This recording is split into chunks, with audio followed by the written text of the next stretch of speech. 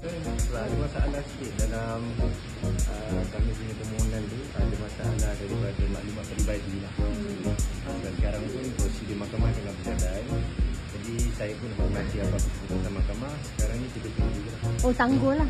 Betul. Sebab ni kan ada mungkin ada prosedur lain yang mahkamah nak buat.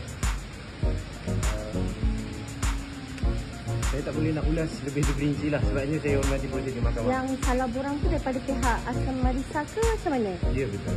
Korang salah isi lah. Ada masalah maklumat peribadi lah, masalah teknikal lah. Oh, bukan salah isi ke apa lah. Faham. Tapi dia kan berapa ni dah datang, dia minta datang ke kan?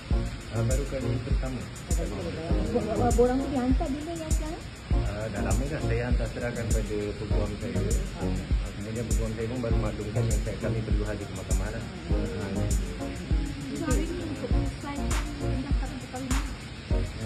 Okey, betul. Maksudnya untuk menyelesaikan masalah teknikal yang berlaku dalam maklumat peribadi itu. Kiranya pengesahan pernikahan lah kan, betul tak? Ya, betul. Terima kasih. Terima kasih. Kalau anda suka video di channel ini, boleh juga tekan butang like dan share di media sosial yang lain. Terima kasih kerana setia di sini.